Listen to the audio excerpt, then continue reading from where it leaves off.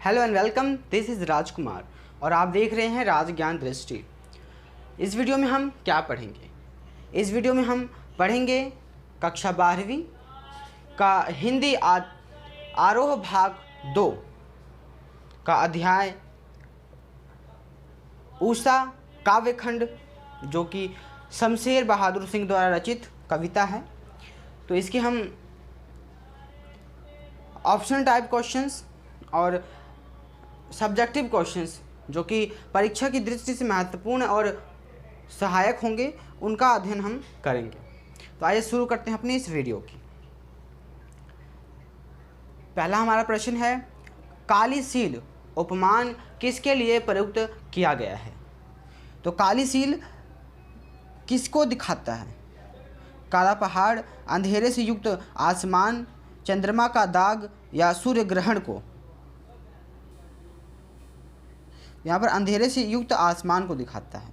अगला प्रश्न, कवि के अनुसार उषा का जादू कब टूटता है? रात्रि के समय, भोर के समय, सूर्योदय के समय या दोपहर के समय? सूर्योदय होने पर।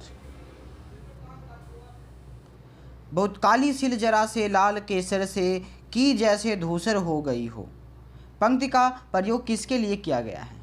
बहुत काली सील जरा से लाल केसर से जैसे धुल गई हो। तो यहाँ पर भोर का आकाश लालिमा से युक्त है, उसको दिखाया गया है। आकाश पूरा काला पड़ गया है, उसको दिखाया गया है।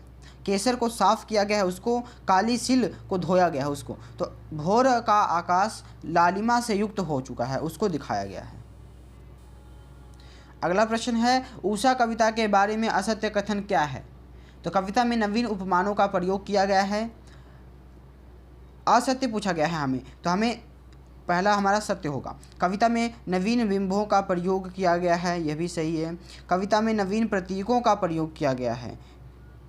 कविता में शहरी जीवन के सजीव रूप का वर्णन किया गया है। तो यहाँ पर हमारा चौथा ऑप्शन हो जाता है गलत, क्योंकि यहाँ पर ग्रामीण जीवन का जो है सजीव रूप वर्णन किया गया है और हमें असत्य बताना था। अब हमारा अगला प्रश्न है, कविता में प्रायः कालीन आकाश की समानता किससे की गई है? तो शंख से की गई है, अग्नि से की गई है, जल से या कलम से की गई है? तो यहाँ पर शंख से की गई है। उषा कविता की प्रमुख विशेषताएं क्या हैं? अलंकारों की विविधता है, वात्सल्य रस की अभिव्यक्ति है, नवीन उपमानों का प्रयोग है, सर्वबिंब का प्रयोग है। तो यहाँ पर नवीन उपमानों का प्रयोग है। अगला प्रश्न है वह सब्जेक्टिव टाइप क्वेश्चन है, यानी व्याख्या सहित है। तो अब हमारा अगला प्रश्न है, आकाश में काली सील पर लाल केसर के मरने के भाव को अपने शब्दों में स्पष्ट करें। जो हमें लेखक बताता है कि आकाश में मानो काली सील पर लाल केसर के समान किसी ने कुछ लीप दिया हो। तो इसका आशय क्या है? तो काली सील कालिमा से युक्त आकाश सदृश्य, जो काली सील है उसको काले आकाश की तरह दिखाया गया है और सूर्य की लालिमा सील पर केसर पीसने के समान दिखाया गया है। तो इस तरह से हम इसकी व्याख्या करेंगे। अगला प्रश्न है, उषा कविता में कवि ने प्रायः कालीन आकाश के लिए किन प्रतीकों का प्रयोग किया है? तो उषा कविता में कवि ने कालीन जो है प्रातः की कालीन आकाश के लिए किन प्रतिमानों का प्रयोग किया है? उचित वर्णन क्रम में हमें करना है। तो नीला शंख आकाश के लिए कालीन क्या दिखाया गया? नीला शंख दिखाया गया है और राख से लिपा हुआ चौका और काली सील तथा लाल केसर से धुलना और स्लेट पर लाल खड़ियाँ चाक का मलना। तो इन तरह से हमें दिखाया गया है। अब हमारा अगला प्रश्न है, जल में सूर्य के प्रतिबिंब को कवि किस रूप में चित्रित करता है? जो जल में सूर्य का प्रतिबिंब दिखता है, हमें छवि दिखती है, उसकी परछाई दिखती है, तो हमें उसको कवि किस रूप में प्रस्तुत कर रहा है?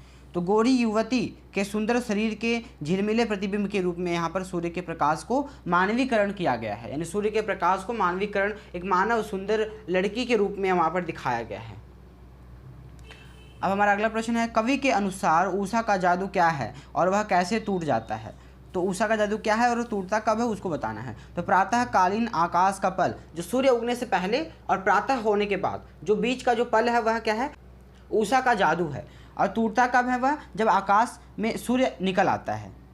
तो देखते हैं, प्रातःकालीन आकाश का पल पल परिवर्तित रूप जादू जैसा है और सूर्योदय होते ही आकाश के परिवर्तन समाप्त हो जाता है और उषा का जादू टूट जाता है।